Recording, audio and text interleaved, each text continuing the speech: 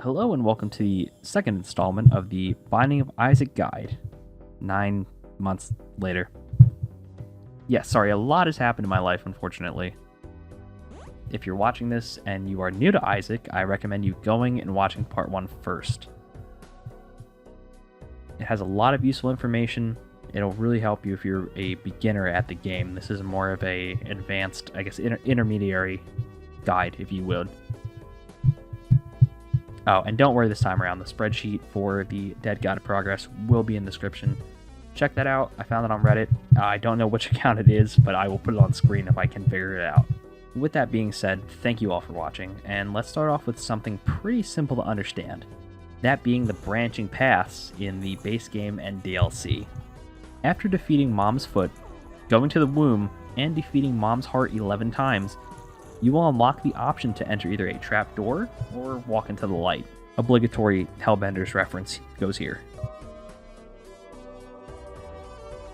It's time to go to heaven, my child. What are you doing? Stop it, Stop it, cut it out, help. Stop. This will take you to either Satan or Isaac, and I'm pretty confident I don't need to explain which path takes you where. In the base game, after defeating Satan and Isaac 5 times respectively, you will unlock the Polaroid and the negative. With the Polaroid and walking into the light, you will go to the chest, where you'll fight Blue Baby and get this chest-looking stamp on your post-it note after completion. After going to the dark room through Shoal, you will fight Satan and the Lamb and unlock this, whatever this is. You'll notice that the chests in both the dark room and the chest, when opened, drop items. The only difference between these two floors being that the first 4 chests in the dark room will be Devil Deal items instead of normal items. That being said, if you're a new player, I recommend the chest first, as the enemies in the cathedral and the chest are easier than the dark room. Continuing on this theme of paths, let's real quick talk about Hush and Megastan, or you'll more commonly hear Megastan. To unlock Hush, you must defeat It Lives 10 times and beat her in under 30 minutes. Once complete, a blue door will open in the room. Don't worry, if you want to go check out the deal first, you're more than welcome to. I just recommend you keep an eye on your timer, because once it hits 30 minutes, whether the door is opened or not, it will shut. Taking this blue door will lead you to a blue womb where you have access to 4 chests, 2 item rooms, and 1 shop. So please remember to bring 7 keys with you to this floor, so you don't miss out on a possible run-winning item. This, in turn, will lead you to Hush. And then from there, you can go to Delirium if you have him unlocked. You can go to the dark room, or you can take the light. I will be talking about Delirium later on in this video. To unlock Megastan, you must defeat either Blue Baby in the chest or the Lamb in the dark room, where on your screen you will see the Angels Await. What this means is you've now unlocked Angel Deals. Congratulations. The best deals in the game by far. To access Angel Deals, all you have to do is skip your first Devil Deal, and then within 1 or 2 floors you'll get an Angel Room. These Angel statues will have to be bombed in order to get 2 pieces. To access Angel Deals, all you have to do is skip your first Devil Deal, and within 1 or 2 floors you will get an Angel Room. These Angel statues will have to be bombed in order to cause a fight, which the Angels will drop a key piece. You'll have to fight 2 Angels to get 2 key pieces. And alternatively, instead of taking a chance, you can just play the sacrifice room and get guaranteed angel fights that way.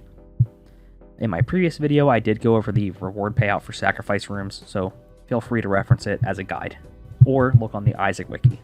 With that said, once you have both key pieces, regardless of whichever path you decide to go, up or down, you, upon reaching the dark room or the chest, will see that this key will unlock this giant golden door. You will now be able to fight Megastan. We're now going to move on to the last DLC boss before we get to Repentance, which is going to be Delirium. The guaranteed way to get to Delirium is to go to Hush, like previously mentioned. And once you defeat Hush, you'll look to the top right of the screen in the arena, and you will see this door open with a giant portal that looks like Apollyon's Void. Head there, and you will go to the Void Dimension. Here there's going to be multiple boss rooms. They will all drop items. I do recommend taking a teleport card with you so you can maximize and kind of try and find some items. There's also going to be 2 secret rooms, but good luck finding them without mapping. And then upon entering the correct boss room, you will be able to fight Delirium and hopefully kill him. I think that he is unironically the hardest boss in the game. even between Mother and Beast being added, I still think Delirium is the hardest boss. Not as hard as he was when Afterbirth first dropped. And if you remember that, please leave a comment down below and tell me your horror stories about actually telefragging Delirium. That was awful. And of course, there are 2 more alternative routes to take within the Binding of Isaac Repentance DLC. One method will lead you to Mother, and the other method will lead you to the Beast, who has some of the best unlocks in the game. C-section, Glitched Crown, and Sacred Orb, my beloveds. The first step in this process can be accessed on Basement 2 or Caves 1. All you need to do is defeat the boss, then put a key into this silly little door, and now you have access to Dross. Now, the next step will be specifically on Dross 2, as you'll need to find a white fire that will turn you into the Lost. And it's important to note that if you do not have the Holy Mantle unlocked, you will not receive it when you step into the white fire. Once you've done that, you will make your way into the Mirror Room, pass through it, coming out into a mirrored version of Dross 2. Head on over to your item room and grab the first knife piece. It's important to note here too that you can fight the boss again for another item, as well as have access to another shop. However, in the shop, the only way to get more items and consumables is to be lucky and have a reroll machine appear inside of it, or use a reverse judgment card. Right, now we are done with Dross. You'll notice in Dross 2 the stone door. To open this, you'll just need 2 bombs. Simple. Go down to the next floor, and we will now be on to the next step, which is to find 3 yellow buttons and press them in Mines/Ash Pit 2. You'll then head to this very long room where you can take the cart over and pass through the barred door. It's important to note that if you're playing a flying character like the Lost or Azazel, you can just fly over to the door and drop 2 bombs to open it the same way you did with the door to Mines. I think instead of explaining what happens next, I'm just gonna show you.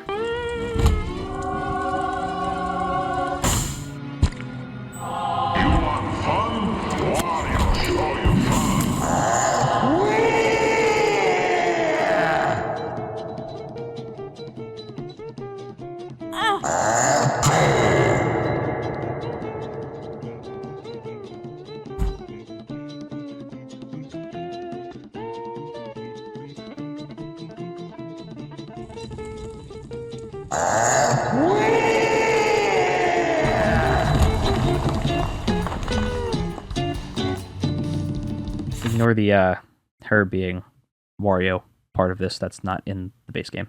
Yay, yippee, you now have both knife pieces. Way to go, you. On Mines 2 again, you will have access to whatever this freaky door is. You'll walk into it twice, and you will notice the door will steal 2 red hearts from you. If you don't have red hearts, it'll be soul hearts. If you're Keeper, it'll be 2 coins, and if you're Lost, you just tap it once and it'll open. So, very important to keep whatever health your character is using somewhere on the floor so you can heal up before going to probably the hardest floor in the game. You will now head down to Mausoleum, and I cannot stand Mausoleum, but that's the point. Once you get to Mausoleum 2, you will notice this weird fleshy door. You are going to shoot your knife into that door and then go fight Mom's heart. Once you beat Mom's heart, you're going to continue down here. You go to the corpse. You're going to go through both floors, and eventually you'll find the boss room where you can fight Mother. Congratulations. You have now learned how to go fight Mother. For the Beast, it is much simpler than all of what I have just said. For the Beast, there's really only 2 things you have to do, or 2 things I recommend you doing. Well, 1 thing you have to do, 1 thing I recommend. Go to Depths 2, like you normally would. Grab your teleport card, and on any of the previous floors in either an item room or a boss room, drop a trinket. I recommend it being a trinket that you genuinely don't care about. Drop it in there, leave the floor. Go to Depths 2, have a teleport card. There's going to be a skull marked with an X somewhere on this floor. Bomb it, grab a guaranteed full card. Go to Boss Rush. If you can make Boss Rush, go to Boss Rush. Grab your free item, teleport out, and leave. It's important to note too, you're going to have to grab the Polaroid or the negative for this. That'll take you back to where this door is with the picture frame. You will slot the Polaroid or negative into it, losing it, and you will be able to continue on further down. Here it's important to note too, you're going to head down to Mausoleum 2. But this time, instead of the boss room having a boss, it will have Dad's note. So I do recommend get the item room, get the shop on this floor, because you're not going to have an opportunity to go back once you pick up Dad's note. Once that starts, you're going to take the probably like the most emotional and saddest level, I guess you can call it. You're going to start the ascent. So you're going to go in reverse from depths 2 to home. You're going to hear Isaac's dad and mom bicker and fight. I usually turn off the game audio for this because it brings up bad memories.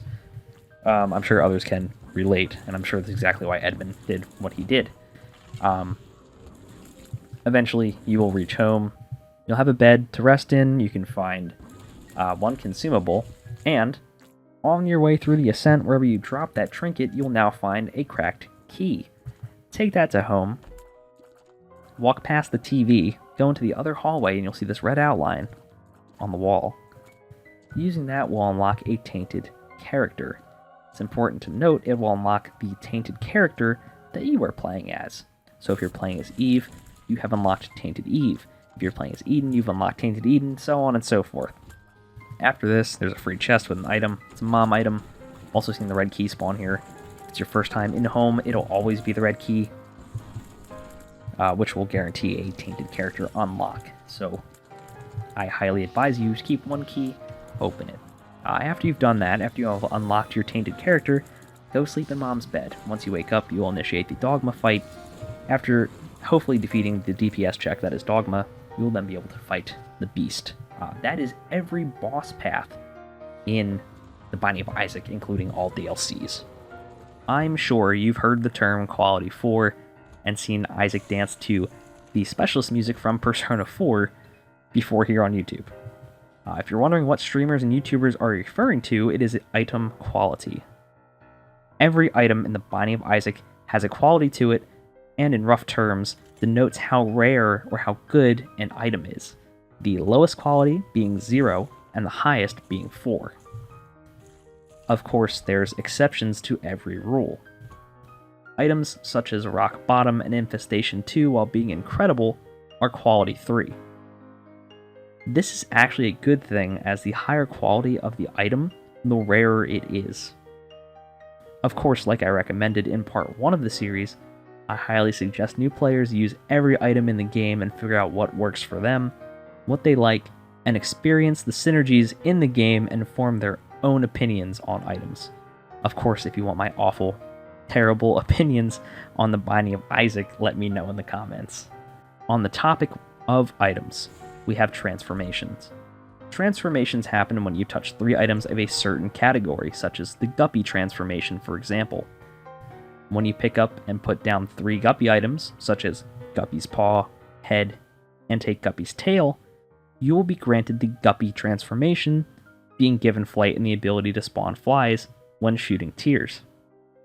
There are 15 transformations in the Binding of Isaac total, so I'm not going to cover all of them to avoid this video being 50 minutes long.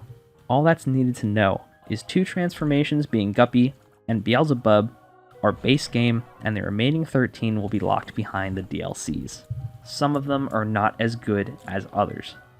I think the only 4 that are really worth getting here are Guppy, obviously best transformation in the game, Beelzebub, basically Guppy, but rare because it's locked to certain fly items, Seraphim, which is 3 Angel Room items specifically, and 4 is going to be Abaddon, which is 4 Devil Room items specifically. These all grant you flight, the first 2 granting you the ability to spawn flies when shooting tears.